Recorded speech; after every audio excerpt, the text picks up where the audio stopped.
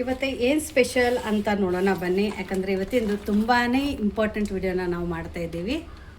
ಇಲ್ಲೊಂದು ದಪ್ಪ ತಳ ಇರುವಂಥ ಕಡೆಯನ್ನು ಇಟ್ಕೊಂಡು ಅದರ ಒಳಗಡೆ ನಾವು ಹಾಲನ್ನು ಹಾಕೊಳ್ಳೋಣ. ಇಲ್ಲಿ ನಾನು ಒಂದು ಅರ್ಧ ಲೀಟ್ರೇ ಹಾಲನ್ನು ತಗೊಂಡಿದ್ದೀನಿ. ನೋಡಿ, ಅರ್ಧ ಲೀಟ್ರ್ ಹಾಲೇನು ಹಾಕ್ಕೊಂಡಿದ್ದೀವಲ್ಲ ಅದು ಫ್ರೆಶ್ ಹಾಲೇನೆ. ಇಲ್ಲಿನೂ ಕೂಡ ನಾನು ಬೆಳಗ್ಗೆ ಕಾಯಿಸ್ಕೊಂಡು ಇಟ್ಕೊಂಡಿದ್ದೆ. ಅದ್ರ ಮೇಲ್ಗಡೆ ಒಂದು ಸ್ವಲ್ಪ ಕೆನೆ ಬಂದಿದೆ. ಈ ಹಾಲನ್ನು ಕೂಡ ಇದ್ರೊಳಗಡೆ ಹಾಕ್ಕೊಳ್ಳೋಣ. ಇವಾಗ ಇದನ್ನು ಹೈ ಫ್ಲೇಮಲ್ಲಿ ನಾವು ಚೆನ್ನಾಗಿ ಹಾಲು ಗಟ್ಟಿ ಆಗೋ ತನಕ ಇಲ್ಲಿ ನಮಗೆ ಹಾಲನ್ನು ಕುದಿಸ್ಕೋಬೇಕಾಗಿದೆ. ಸೊ ಇದು ಹಾಲು ಕುದಿಯೋ ತನಕ ನೆಕ್ಸ್ಟ್ ಏನು ಮಾಡೋದು ಅಂತ ನೋಡೋಣ ಬನ್ನಿ. ನೋಡಿ, ಇಲ್ಲಿ ಒಂದು 4 ಸ್ಪೂನಷ್ಟು ನಾನು ತುಪ್ಪನ ತೊಗೊಂಡಿದ್ದೀನಿ. ತುಪ್ಪನ ಒಂದು ಸ್ವಲ್ಪ ಬಿಸಿ ಮಾಡಿ ತೊಗೊಂಡಿರೋದು. ನೋಡಿ, ಇವಾಗ ಇದ್ರ ಒಳಗಡೆ ಐಸ್ ಕ್ಯೂಬನ್ನು ಹಾಕೊಳ್ಳೋಣ. ಇವಾಗ ಇದನ್ನು ಈ ಥರ ನಾವು ತಿರುಗಿಸ್ಕೋಬೇಕು. ಯಾಕಂದರೆ ಇದು ಫುಲ್ ಗಟ್ಟಿ ಆಗಬೇಕು. ಬೆಣ್ಣೆ ಥರ ಆಗುತ್ತೆ ಇದು. ಯಾರಿಗೆ ಘೇವರ್ ಮಾಡೋಕ್ಕೆ ಬರಲ್ಲ ಅವರು ಕೂಡ ಆರಾಮಾಗಿ ಮಾಡ್ಕೋಬೋದು. ಅಷ್ಟು ಈಸಿ ಮೆಥಡಲ್ಲಿ ನಮಗೆ ಘೇವರ್ ಮಾಡೋಕ್ಕೆ ಮನೆಯಲ್ಲಿನೂ ಸಾಧ್ಯ ಇದೆ ಅನ್ನೋದಕ್ಕೆ ನಾನು ನಿಮಗೋಸ್ಕರ ಇವತ್ತಿನ ಈ ರೆಸಿಪಿ ತೊಗೊಂಡು ಬಂದಿದ್ದೀನಿ. ಯೂಶ್ವಲಿ ಘೇವರ್ ನಾವು ಹೊರಗಡೆನೇ ತಿಂತೀವಿ, ಮನೆಯಲ್ಲಿ ನಾವು ಮಾಡೋಕ್ಕಾಗೋದಿಲ್ಲ ಅಂತ ಹೇಳಿ ಯಾರೂ ಮಾಡೋದಿಲ್ಲ. ಬಟ್ ನಾ ಹೇಳಿರೋ ರೀತಿಯಲ್ಲಿ ಪ್ರತಿಯೊಂದು ಟಿಪ್ಸನ್ನು ಫಾಲೋ ಮಾಡಿ ನಿಮ್ಮ ಘೇವರ್ ಪರ್ಫೆಕ್ಟಾಗಿ ಬರುತ್ತೆ. ನೋಡಿ, ಈ ಥರ ಬೆಣ್ಣೆ ಥರ ಆಗಿರುತ್ತೆ. ಕೈಗೆ ಒಂದು ಸ್ವಲ್ಪ ತಂಪತ್ತುತ್ತೆ, ಬಟ್ ಚೆನ್ನಾಗಿರುತ್ತೆ ಮಾಡೋಕ್ಕೆ. ನೀವು ಘೇವರ್ ಮಾಡಬೇಕಂದ್ರೆ ಮೇನ್ ಟಿಪ್ಸ್ ಏನಪ್ಪ ಅಂದರೆ, ನೀವು ಫ್ರಿಜ್ಜಲ್ಲಿ ಐಸು ಮತ್ತು ಕೋಲ್ಡ್ ನೀರನ್ನು ಮುಂಚೆನೇ ಇಟ್ಕೋಬೇಕು. ಇದು ಎಂಟೈರ್ ಪ್ರೊಸೆಸ್ ಏನಿದೆ ಘೇವರದು, ಅದು ನಮಗೆ ತಂಪು ನೀರಲ್ಲಿನೇ ಮಾಡ್ಕೊಳ್ಳೋದಿದೆ. ಹಾಗಾಗಿ ಐಸ್ ಕ್ಯೂಬ್ಸು ಮತ್ತು ನೀರನ್ನು ರೆಡಿ ಇಟ್ಕೊಂಡಿದ್ರೆ ಇದು ತುಂಬ ಬೇಗ ಈ ರೆಸಿಪಿ ಆಗುತ್ತೆ. ಯೂಶ್ವಲಿ ಘೇವರನ್ನು ನಾವು ವರ್ಷದಲ್ಲಿ 2 ಸರ್ತಿ ಮಾಡ್ತೀವಿ. ಹಾಗಾಗಿ ಇದು ತುಂಬಾ ರಾಜಸ್ಥಾನದ ಒಂದು ಫೇಮಸ್ ರೆಸಿಪಿ. ಸೊ ಎಲ್ಲರಿಗೂ ತುಂಬ ಇಷ್ಟ ಆಗುತ್ತೆ. ನೀವು ಕೂಡ ಒಂದು ಸರ್ತಿ ಇದನ್ನು ಟ್ರೈ ಮಾಡಿ. ನೋಡಿ, ಈ ಥರ ಕ್ರೀಮ್ ಆದಂಗೆ ಆಗಿರಬೇಕು. ಪರ್ಫೆಕ್ಟಾಗಿ ಆಗಿದೆ. ಇವಾಗ ಏನು ಮಾಡೋಣ ಅಂದರೆ ಇವಾಗ ನೋಡಿ, ಇದ್ರ ಒಳಗಡೆ ದಪ್ಪ ಬೌಲಿಂದ 1 ಬೌಲಷ್ಟು ಇಲ್ಲಿ ನಾನು ಮೈದಾನ ತೊಗೊಂಡಿದ್ದೀನಿ. ಕಪ್ ಮೆಜರ್ಮೆಂಟಲ್ಲಿ ನೋಡೋಕೆ ಹೋದರೆ 1.5 ಕಪ್ಪದಷ್ಟು ಇಲ್ಲಿ ಮೈದಾನ ತೊಗೊಂಡಿರೋದು. ಇವಾಗ ಏನು ಮಾಡೋಣ ಅಂದರೆ ಕಡಲೆ ಹಿಟ್ಟನ್ನು ತಗೊಳ್ಳೋಣ. ಯಾವ ಕಡಲೆ ಹಿಟ್ಟು ಅಂದರೆ ನಾವು ಬಜಿ ಬೋಂಡ ಮಾಡ್ತೀವಲ್ಲ ಅದೇ ಕಡಲೆ ಹಿಟ್ಟು. ಇದಕ್ಕೆ ಬೇಸನ್ನು ಕೂಡ ಅಂತಾರೆ. ಸೊ ಇವಾಗ ಕಡಲೆ ಹಿಟ್ಟು ಎಷ್ಟು ಹಾಕೋಬೇಕಂದ್ರೆ 2 ಟೇಬಲ್ ಸ್ಪೂನ್ ಅಷ್ಟೇ ಹಾಕೋಬೇಕು. ಕಡಲೆ ಹಿಟ್ಟು ಜಾಸ್ತಿ ಹಾಕೋಬಾರ್ದು. ಇವಾಗ ನೋಡಿ, ಇದನ್ನು ಒಂದು ಸರ್ತಿ ಇದ್ರೊಳಗಡೆ ಈ ಥರ ಮಿಕ್ಸ್ ಮಾಡ್ಕೊಳ್ಳೋಣ. ನೋಡಿ, ಇವಾಗ ಇದೆಲ್ಲ ನಮ್ಮದು ಬೆಣ್ಣೆಯಲ್ಲಿ ಈ ಥರ ಮಿಕ್ಸ್ ಆಗಿದೆ. ಕರೆಕ್ಟಾ? ಇವಾಗ ಏನು ಮಾಡಬೇಕಂದ್ರೆ, ಇಲ್ಲಿ ನೋಡಿ, ಫುಲ್ ತಂಪು ನೀರನ್ನು ನಾವು ಯೂಸ್ ಮಾಡ್ಕೋಬೇಕು. ಇದನ್ನು ನಾನು ಫ್ರಿಜ್ಜಲ್ಲಿ ಒಂದು 2 to 3 ಅವರ್ಸ್ಗೆ ಇಟ್ಕೊಂಡಿದ್ದೆ ಫ್ರೀಝರಲ್ಲಿ. ಸೊ ತುಂಬ ಚಿಲ್ ನೀರೇ ಯೂಸ್ ಮಾಡಬೇಕು. ಇವಾಗ ಇದ್ರ ಒಳಗಡೆ ಸ್ವಲ್ಪ ಈ ತಂಪು ನೀರನ್ನು ಹಾಕ್ಕೊಂಡು ಇಲ್ಲಿ ನಮಗೆ ಹಿಟ್ಟನ್ನು ಕಲಿಸ್ಕೋಬೇಕಾಗಿದೆ. ಒಂದೇ ಸರ್ತಿಗೆ ಜಾಸ್ತಿ ಹಾಕೋಬೇಡಿ. ನೋಡಿ, ಈ ಥರ ಸ್ವಲ್ಪ ಹಾಕ್ತಾ ಕೈಯಿಂದನೇ ಈ ಥರ ಬೀಟ್ ಮಾಡ್ತಾ ಒಂದೇ ಡೈರೆಕ್ಷನಲ್ಲಿ ನಮಗೆ ಇದನ್ನು ತಿರುಗಿಸ್ಕೋಬೇಕಾಗಿದೆ. ಫಸ್ಟ್ ಅಟೆಂಪ್ಟಲ್ಲಿನೂ ಕೂಡ ನಿಮ್ಮ ಘೇವರ್ ಪರ್ಫೆಕ್ಟಾಗಿ ಬರುತ್ತೆ. ನಮ್ಮ ಕಿಚನಲ್ಲಿ ಯಾವ ಥರ ಬರುತ್ತೆ ಅದೇ ಸೇಮ್ ರೆಸಿಪಿ ನಿಮ್ಮ ಕಿಚನಲ್ಲಿನೂ ಬರುತ್ತೆ. ಯಾವುದೂ ಸ್ಟೆಪ್ಸನ್ನು ಮಿಸ್ ಮಾಡೋಕ್ಕೆ ಹೋಗ್ಬೇಡಿ ಅಷ್ಟೇ. ನೋಡಿ, ಇವಾಗ ಇದು ಇನ್ನೂ ಗಟ್ಟಿ ಇದೆಯಲ್ಲ, ಸೊ ಬೀಟ್ ಮಾಡೋಕ್ಕಾಗಂಗಿಲ್ಲ. ಹಾಗಾಗಿ ಇನ್ನೊಂದು ಸ್ವಲ್ಪ ನೀರನ್ನು ಹಾಕ್ಕೊಂಡ್ರು. ಇನ್ನೂ ಯಾರು ನೀವು ನಮ್ಮದು ವಿಶ್ಫುಲ್ ಅಡುಗೆ ಮನೆಯನ್ನು ಸಬ್ಸ್ಕ್ರೈಬ್ ಮಾಡಿಲ್ಲ ಅಂದರೆ ಸಬ್ಸ್ಕ್ರೈಬ್ ಮಾಡೋದನ್ನು ಮರಿಬೇಡಿ. ನಿಮಗೆ ವಿಶ್ಫುಲ್ ಅಡುಗೆ ಮನೆಯಲ್ಲಿ ಎಲ್ಲ ರೆಸಿಪೀಸು ಇಷ್ಟ ಆಗ್ತಿದ್ರೆ ನಿಮ್ಮ ಫ್ಯಾಮಿಲಿ ಫ್ರೆಂಡ್ ಜೊತೆ ಕೂಡ ಶೇರ್ ಮಾಡೋದನ್ನು ಮರಿಬೇಡಿ. ಹಾಗೂ ಇನ್ನೂ ಯಾರು ನೀವು ನಮ್ಮದು ವಿಶ್ಫುಲ್ ಅಡುಗೆ ಮನೆಯದು ವಾಟ್ಸಪ್ ಗ್ರೂಪನ್ನು ಜಾಯಿನ್ ಆಗಿಲ್ಲ ಅಂದರೆ ಆ ವಾಟ್ಸಪ್ ಗ್ರೂಪ್ ಲಿಂಕನ್ನು ನಾನು ಡಿಸ್ಕ್ರಿಪ್ಷನ್ ಬಾಕ್ಸಲ್ಲಿ ಕೊಟ್ಟಿದ್ದೀನಿ. ಅಲ್ಲಿ ಕ್ಲಿಕ್ ಮಾಡಿದರೆ ಸಾಕು, ನೀವು ನಮ್ಮ ಜೊತೆ ಕನೆಕ್ಟ್ ಆಗ್ತೀರಾ. ಇದನ್ನು ನೋಡಿ, ಇದೇ ಥರ ಒಂದೇ ಡೈರೆಕ್ಷನಲ್ಲಿ ನಾವು ತಿರುಗಿಸ್ಕೋಬೇಕು. ನೋಡಿ, ಹಿಟ್ಟು ಫ್ಲಫಿ ಆಗ್ತಾಯಿದೆ. ಇದ್ರ ಒಳಗಡೆ ಗಂಟಾಗಬಾರ್ದು. ಹಾಗೆ ನಾವು ಇಲ್ಲಿ ಇದನ್ನು ತಿರುಗಿಸ್ಕೋಬೇಕು. ನೋಡಿ, ಅಲ್ಲಿ ಘೇವರದ ಹಿಟ್ಟನ್ನು ರೆಡಿ ಮಾಡೋ ತನಕ ಇಲ್ಲಿ ನಮ್ಮದು ಹಾಲನ್ನು ಕೂಡ ಕುದಿಯುತ್ತೆ. ಇಲ್ಲಿ ನೋಡ್ಬೋದು, ರಬಡಿಗೆ ಇದನ್ನು ಕೂಡ ನಾವು ಸೈಡಕ್ಕೆ ರೆಡಿ ಮಾಡ್ಕೋಬೋದು. ಆವಾಗ ನಮ್ಮದು ಟೈಮು ಕೂಡ ಸೇವ್ ಆಗುತ್ತೆ. ಮಧ್ಯದಲ್ಲಿ ನಮಗೆ ಇದೇ ಥರ ಕೈ ಆಡಿಸ್ತಾ ಹಾಲನ್ನು ಕುದಿಸ್ಕೋಬೇಕಾಗಿದೆ. ನೀವು ಒಂದೇ ಸರ್ತಿ ಇಟ್ಬಿಟ್ಟರೆ ತಳ ಹೊತ್ತೋಗುತ್ತೆ. ಆದಷ್ಟು ದಪ್ಪ ತಳದ್ದನ್ನೇ ಯೂಸ್ ಮಾಡಿ. ನೋಡಿ, ಹಾಲು ಕುದೀತಾ ಇದೆ, ಹಿಟ್ಟು ರೆಡಿ ಆಗ್ತಾ ಇದೆ. ಇವಾಗ ಇದು ಇನ್ನೂ ಗಟ್ಟಿ ಇದೆ. ಇದಕ್ಕೆ ಇನ್ನೊಂದು ಸ್ವಲ್ಪ ಕೋಲ್ಡ್ ನೀರೇ ಹಾಕೋಬೇಕು, ಜ್ಞಾಪಕ ಇರಲಿ.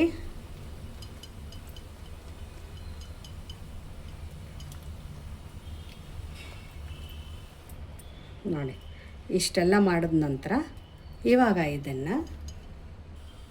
ಇವಾಗ ಒಂದು ಮಿಕ್ಸರ್ ಭಾಂಡ್ಯನ ತೊಗೊಂಡ್ಬಿಟ್ಟು ಅದರೊಳಗಡೆ ಹಾಕ್ಕೊಳ್ಳೋಣ.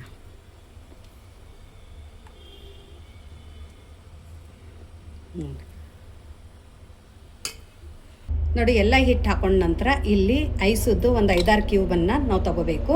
ಇವಾಗ ಇದನ್ನು ಯಾವ ಥರ ಗ್ರೈಂಡ್ ಮಾಡಬೇಕಂದ್ರೆ, ನಾವು ಒಂದೇ ಸರ್ತಿಗೆ ಇದನ್ನು ರುಬ್ಬಾರ್ದು. ಆನ್ ಆಫ್ ಮಾಡ್ತಾ ಇದನ್ನು ನಾವು ರುಬ್ಕೊಂಡು ಬರಬೇಕು. ನೋಡಿ, ಈ ಥರ ರುಬ್ಕೊಂಡು ಬರಬೇಕು.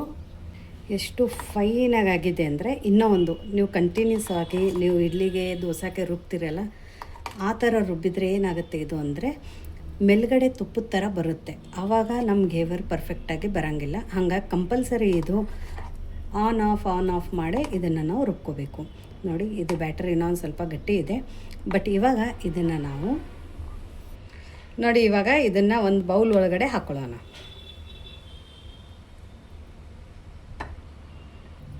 ಮತ್ತು ಇದೇ ಮಿಕ್ಸಿ ಜಾರಕ್ಕೆ ಸ್ವಲ್ಪ ತಂಪು ನೀರನ್ನು ಹಾಕ್ಕೊಳ್ಳೋಣ. ನೋಡಿ, ಇವಾಗ ಇದನ್ನು ಮಿಕ್ಸ್ ಮಾಡ್ಕೊಳ್ಳೋಣ. ಇದರ ಕನ್ಸಿಸ್ಟೆನ್ಸಿ ಇಲ್ಲಿ ನೀವು ನೋಡ್ಬೋದು, ಪರ್ಫೆಕ್ಟಾಗಿದೆ. ಬಟ್ ಇನ್ನೊಂದು ಸ್ವಲ್ಪ ಇದನ್ನು ಲೂಸ್ ಇರಬೇಕು. ಇದನ್ನು ಒಂದು ಸರ್ತಿ ಈ ಥರ ಬೀಟ್ ಮಾಡ್ಕೊಳ್ಳೋಣ. ಈ ಎಲ್ಲ ಪ್ರೋಸೆಸ್ ನಮಗೆ ತಂಪು ನೀರಲ್ಲಿ ಮತ್ತು ಐಸಲ್ಲೇ ಮಾಡ್ಕೋಬೇಕಾಗಿದೆ. ಇದನ್ನು ಮಾತ್ರ ಗಮನ ಇರಲಿ. ಇವಾಗ 1 ಸ್ಪೂನಷ್ಟು ಲಿಂಬೆಕಾಯಿ ರಸನ ಹಾಕ್ಕೋಬೇಕು. ಇದು ಒಂದು ಸೀಕ್ರೆಟ್ ಇಂಗ್ರೀಡಿಯೆಂಟ್ಸ್ ಅಂದರೂ ನಡೆಯುತ್ತೆ. ಇದೇ ಮೆಥಡಲ್ಲಿ ಮಾಡಿ. ಇವಾಗ ಹಾಕಿಬಿಟ್ಟು ಇದನ್ನು ಮಿಕ್ಸ್ ಮಾಡ್ಕೊಳ್ಳೋಣ. ನೋಡಿ, ಹಿಟ್ಟು ಒಂದು ಸ್ವಲ್ಪ ಗಟ್ಟಿ ಅನ್ನಿಸ್ತಾ ಇದೆ. ಅದಕ್ಕೆ ಇದ್ರೊಳಗಡೆ ಒಂದು ಸ್ವಲ್ಪ ಐಸ್ ಕ್ಯೂಬನ್ನು ಹಾಕ್ಕೊಂಡು ನಾವು ಇದನ್ನು ಈ ಥರ ಮಿಕ್ಸ್ ಮಾಡ್ಕೊಳ್ಳೋಣ. ಈಗ ಐಸ್ ಕ್ಯೂಬ್ ಹಾಕೋದ್ರಿಂದ ಏನಾಗುತ್ತೆ ಅಂದರೆ ಹಿಟ್ಟಿನ ಒಂದು ಸ್ವಲ್ಪ ಅಳಸಾಗುತ್ತೆ. ಆವಾಗ ನಮಗೆ ಪರ್ಫೆಕ್ಟ್ ಕನ್ಸಿಸ್ಟೆನ್ಸಿ ಬರುತ್ತೆ.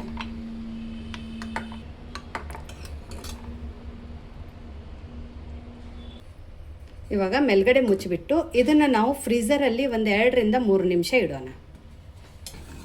ನೋಡಿ, ಇಲ್ಲಿ ಹಾಲು ತುಂಬ ಚೆನ್ನಾಗಿ ಕುದಿ ಬಂದಿದೆ. ಹಾಲು ಕೂಡ ಗಟ್ಟಿಯಾಗಿದೆ.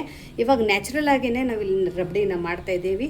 ಸೊ ಹಾಗಾಗಿ ಇವತ್ತಿಲ್ಲಿ ನಾವು ಮಿಲ್ಕ್ ಪೌಡ್ರು ಕೂಡ ಯೂಸ್ ಮಾಡ್ತಾ ಇಲ್ಲ.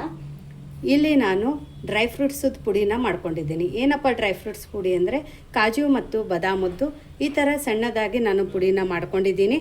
ಇದನ್ನು ಇದ್ರ ಒಳಗಡೆ ಹಾಕ್ಕೊಳ್ಳೋಣ. ಒಂದು 4ರಿಂದ 5 ಟೇಬಲ್ ಸ್ಪೂನಷ್ಟು ಹಾಕ್ಕೊಂಡಿರೋದು. ಈ ಥರ ಮಾಡೋದ್ರಿಂದ ಏನಾಗುತ್ತಂದರೆ ನಮ್ಮ ಡ್ರೈ ಫ್ರೂಟ್ಸ್ ರಬಡಿನೂ ಆಗೋಗುತ್ತೆ, ಅದರ ಜೊತೆ ನ್ಯಾಚುರಲ್ ಆಗಿ ಇದು ಗಟ್ಟಿ ಕೂಡ ಆಗುತ್ತೆ. ಮತ್ತು ಇದನ್ನು ಒಂದು ಸರ್ತಿ ಈ ಥರ ಚೆನ್ನಾಗಿ ಕೈ ಆಡಿಸ್ಕೊಳ್ಳೋಣ.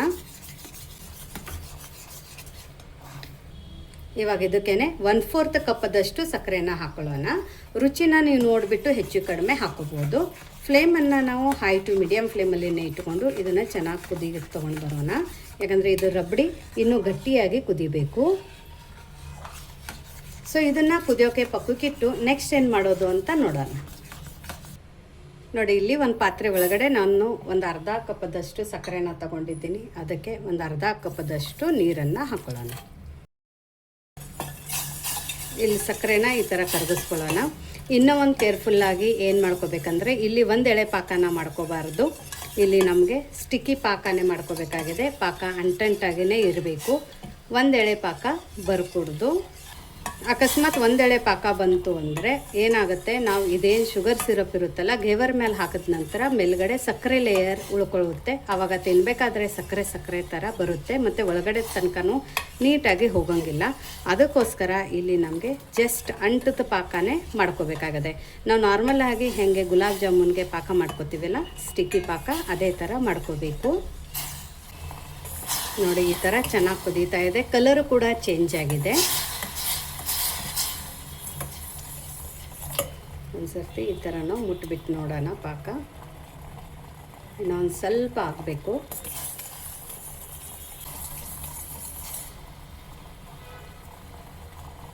ನೋಡಿ, ಸ್ಟಿಕ್ಕಿ ಆಗಿದೆ ಪಾಕ. ಇವಾಗ ಬಂದ್ ಮಾಡಿಬಿಡೋಣ. ಗ್ಯಾಸನ್ನು ಬಂದ್ ಮಾಡಿಬಿಟ್ಟು ಇದನ್ನು ತಣ್ಣಗಾಗೋಕ್ಕೆ ಪಕ್ಕಕ್ಕೆ ಇಡೋಣ.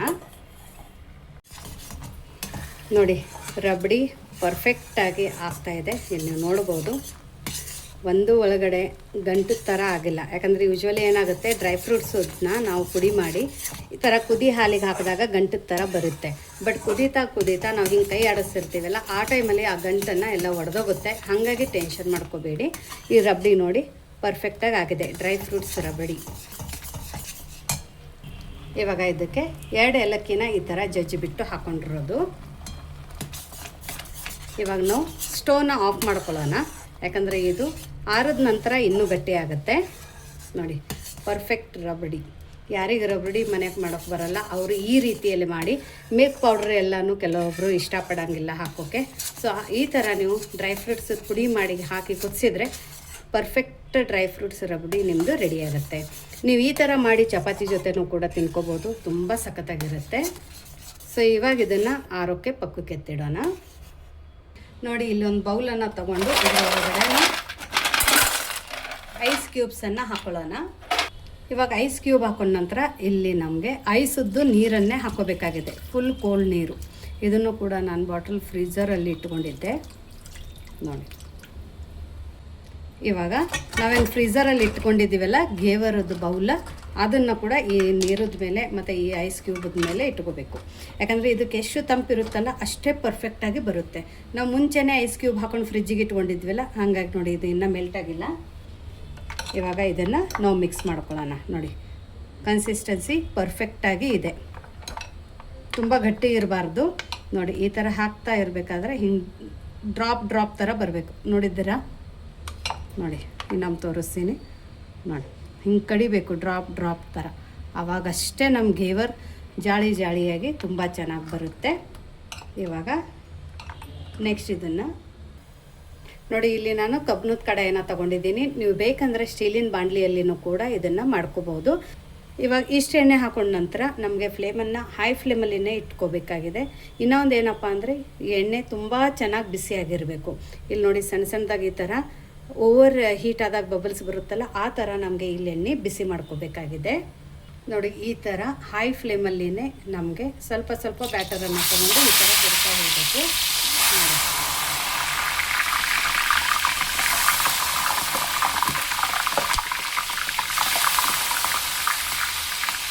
ಸೆಂಟರ್ಗೆ ಹಾಕೋಕ್ಕೆ ಹೋಗಬೇಕು. ಫ್ಲೇಮನ್ನು ಹೈ ಫ್ಲೇಮಲ್ಲಿನೇ ಇಟ್ಕೋಬೇಕು.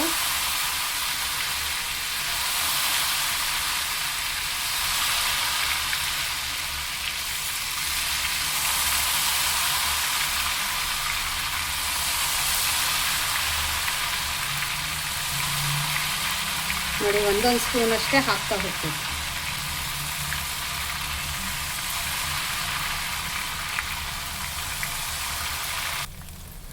ನೋಡಿ ಸ್ವಲ್ಪ ಹಿಟ್ಟು ಹಾಕಿ ಈ ಥರ ನಾವು ಒಂದು ಸ್ವಲ್ಪ ರೌಂಡಾಗಿ ಮಾಡ್ಕೋಬೇಕು.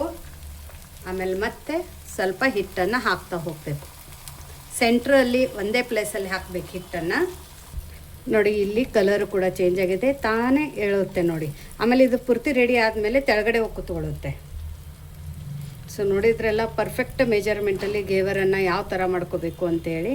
ನೋಡಿ ಇನ್ನೊಂದು ಸ್ವಲ್ಪ ಇಲ್ಲಿ ಮಧ್ಯದಲ್ಲಿ ಕೆಂಪಾಗೋ ತನಕ ಬಿಡೋಣ. ಫ್ಲೇಮನ್ನು ಮಾತ್ರ ಹೈ ಫ್ಲೇಮಲ್ಲಿನೇ ಇಟ್ಕೋಬೇಕು. ನೋಡಿ ಪರ್ಫೆಕ್ಟ್ ಕಲರ್ ಬಂದಿದೆ, ಇದನ್ನು ತಕ್ಕೊಳ್ಳೋಣ. ನೋಡಿ ಹಿಂದ್ಗಡೆ ಕೂಡ ಇಲ್ಲಿ ನೀವು ನೋಡ್ಬೋದು ಸೂಪರಾಗಿ ಬಂದಿದೆ ನೋಡಿ.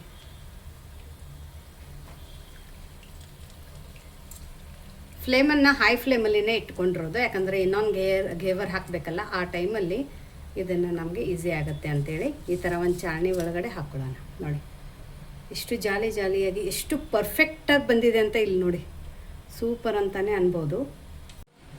ನೋಡಿ ಮತ್ತೆ ಎಣ್ಣೆ ಚೆನ್ನಾಗಿ ಬಿಸಿ ಆದ ನಂತರ ಅದೇ ಥರ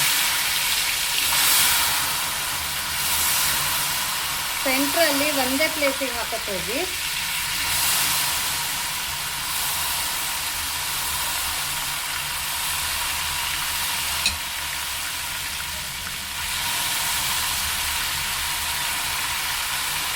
ನೋಡಿ ಒಂದು ಸೌಟ್ ಹಾಕಿದ ನಂತರ ನಾವು ಮಧ್ಯದಲ್ಲಿ ಈ ಥರ ಹೋಲ್ ಮಾಡ್ಕೋಬೇಕು. ಯಾಕಂದರೆ ಅದು ಮಧ್ಯದಲ್ಲಿ ಇರೋವಂಥದ್ದು ಜಾಗ ಖಾಲಿ ಆದಾಗ ಮತ್ತೆ ನಮಗಿದು ಹಾಕೋಕ್ಕೆ ಈಸಿ ಆಗುತ್ತೆ. ನೋಡಿ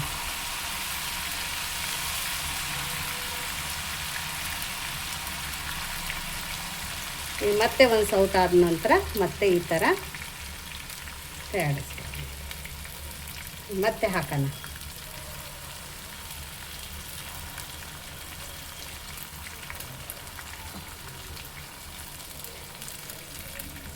ಭಯ ಪಡಬೇಡಿ. ಅಕಸ್ಮಾತ್ ನಿಮಗೆ ಫಸ್ಟ್ ಅಟೆಂಪ್ಟಲ್ಲಿ ಬಂದಿಲ್ಲ ಅಂದರೆ ನಿಮ್ಮದು ಮೈದಾ ಅಥವಾ ಕಡಲೆ ಹಿಟ್ಟು ಹೆಚ್ಚು ಕಡಿಮೆ ಆಗಿ ನೀವು ನೀಟಾಗಿ ಹಿಟ್ಟನ್ನು ಬೀಟ್ ಮಾಡಿಲ್ಲ ಅಂದರೆ ಆ ಥರ ಆಗುತ್ತೆ. ಆ ಥರ ಆದರೆ ಏನು ಮಾಡಿ ಅಂದರೆ ಇನ್ನೊಂದು 2-3 ಸ್ಪೂನ್ ಮೈದಾಕ್ಕೆ ಒಂದು ಸ್ವಲ್ಪ ಕಡಲೆ ಹಿಟ್ಟನ್ನು ಮಿಕ್ಸ್ ಮಾಡಿ ಅದನ್ನು ನೀವು ಮಿಕ್ಸರ್ ಗ್ರೈಂಡಲ್ಲಿ 1 ನಿಮಿಷ ಅದನ್ನು ರುಬ್ಕೊಂಡಂಗೆ ಮಾಡಿ ಆಮೇಲೆನೂ ಕೂಡ ನೀವು ಇದೇ ಹಿಟ್ಟೊಳಗಡೆ ಮಿಕ್ಸ್ ಮಾಡಿ ಕೂಡ ಮಾಡ್ಕೋಬೋದು. ಎಣ್ಣೆ ಟೆಂಪ್ರೇಚರ್ ಇವಾಗ ಡೌನ್ ಆಗಿದೆ. ಫ್ಲೇಮನ್ನು ಮಾತ್ರ ಹೈ ಫ್ಲೇಮಲ್ಲಿನೇ ಇಟ್ಕೊಳ್ಳೋಣ. ನೋಡಿ, ಇದು ಕೂಡ ಪರ್ಫೆಕ್ಟಾಗಿ ಆಗಿದೆ. ಇದನ್ನು ತಕ್ಕೊಳ್ಳೋಣ. ನೋಡಿ, ಕಲರ್ ಇಲ್ಲಿ ನೀವು ನೋಡ್ಬೋದು.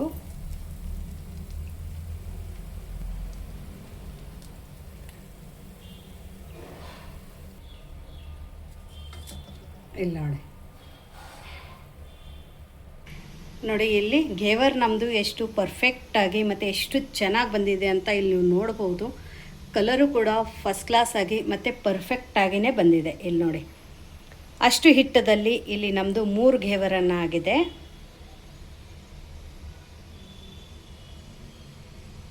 ಇಲ್ಲಿ ನೋಡ್ಬೋದು ಎಷ್ಟು ಚೆನ್ನಾಗಿ ಇಲ್ಲಿ ನಮ್ಮ ಘೇವರ್ ಬಂದಿದೆ ಅಂತ. ನೋಡಿ, ಕಲರು ಕೂಡ ಪರ್ಫೆಕ್ಟಾಗಿದೆ. ಹಿಂದ್ಗಡೆನೂ ಸಹ ಸಿಹಿದೋಗಿಲ್ಲ, ಅಷ್ಟೇ ಚೆನ್ನಾಗಿ ಬಂದಿದೆ. ಎಲ್ಲ ಘೇವರನ್ನು ಅದೇ ಥರ ಬಂದಿದ್ದಾವೆ. ನೋಡಿ, ಇವಾಗ 1 ಘೇವರನ್ನು ತಗೊಂಡು ಈ ಥರ ಒಂದು ಜಳಗಿನ ತಗೊಂಡು ಅದ್ರ ಮೇಲ್ಗಡೆ ಇಡೋಣ. ಇವಾಗ ಇದಕ್ಕೆ ನಾವು ಮಾಡ್ಕೊಂಡು ಇಟ್ಕೊಂಡಿದ್ದೀವಲ್ಲ ಶುಗರದ್ದು, ಅದನ್ನು ಹಾಕ್ಕೋಬೇಕು. ನೋಡಿ, ತೆಳಗಡೆ ಯಾಕೆ ಜಾಳಗಿ ಮತ್ತು ಪ್ಲೇಟ್ ಇಡಬೇಕಂದ್ರೆ ನಾವು ಹಿಂಗೆ ಹಾಕೋದ ನಂತರ ತೆಳಗಡೆ ಚೆಲ್ಲೋಗುತ್ತೆ. ಹಾಗಾಗಿ ಇವತ್ತು ನಾನು ಶುಗರ್ ಸಿರಪ್ ಬರೀ 2 ಘೇವರ್ಗೆ ಆಗೋಷ್ಟು ಮಾಡ್ಕೊಂಡಿದ್ದೀನಿ. ನೀವು ಎಷ್ಟು ಘೇವರ್ ನಿಮ್ಮದು ರೆಡಿ ಆಗುತ್ತೆ ಆ ಕ್ವಾಂಟಿಟಿ ಮೇಲೆ ಇಲ್ಲಿ ನೀವು ಶುಗರದ್ದು ಸಿರಪನ್ನು ಮಾಡ್ಕೋಬೋದು. ಎಲ್ಲ ಕಡೆನೂ ಈ ಥರ ಹಾಕ್ಕೋಬೇಕು. ಈ ಥರ ಸಕ್ಕರೆ ಪಾಕ ಹಾಕೊಂಡ ನಂತರ ಇದನ್ನು ಈ ಥರ ಒಂದು ಪ್ಲೇಟದ ಒಳಗಡೆ ಹಾಕ್ಕೋಬೇಕು. ಇವಾಗ ಇದ್ರ ಮೇಲೆ ನಾವು ರಬಡಿ ಮಾಡ್ಕೊಂಡು ಇಟ್ಕೊಂಡಿದ್ವಿ ಅಲ್ಲ ಡ್ರೈ ಫ್ರೂಟ್ಸದ್ದು, ಅದನ್ನು ಹಾಕ್ಕೊಳ್ಳೋಣ. ನೋಡಿ, ಅರ್ಧ ಲೀಟರ್ ಮೇಲೆ ನಾವು ಒಂದು ಸ್ವಲ್ಪ 1 ಕಪ್ದಷ್ಟು ಎಕ್ಸ್ಟ್ರಾ ಹಾಲನ್ನು ಹಾಕ್ಕೊಂಡಿದ್ದೆ. ಅದರಿಂದ ಎಷ್ಟೊಂದು ಆಗಿದೆ ನೋಡಿ ರಬಡಿ. ರಬಡಿ ಬೇಡ ಅಂದರೆ ಅದೇ ಥರ ಕೂಡ ತಿನ್ಕೋಬೋದು. ಬಟ್ ಈ ಥರ ಡ್ರೈ ಫ್ರೂಟ್ಸದ್ದು ರಬಡಿ ಹಾಕೊಂಡು ತಿಂದಾಗ ತುಂಬ ಸಖತ್ತಾಗಿ ಟೇಸ್ಟ್ ಬರುತ್ತೆ. ಬಾಯಿಯಲ್ಲಿ ಇಟ್ಟರೆ ಕರ್ಗೋಗುತ್ತೆ. ಸೊ ನಿಮಗೆ ಇವತ್ತಿನ ಈ ಘೇವರ್ ರೆಸಿಪಿ ಹೇಗನ್ನಿಸ್ತು ಅಂತ ಕಮೆಂಟ್ ಮೂಲಕ ತಿಳಿಸೋದನ್ನು ಮರಿಬೇಡಿ. ಮತ್ತು ಯಾರು ಫಸ್ಟ್ ಟೈಮ್ ಘೇವರನ್ನು ಟ್ರೈ ಮಾಡ್ತೀರಿ, ಯಾವ ಥರ ಬಂತು ಅಂತಲೂ ಕೂಡ ನನಗೆ ಕಮೆಂಟ್ಸ್ ಮೂಲಕ ತಿಳಿಸೋದನ್ನು ಮರಿಬೇಡಿ.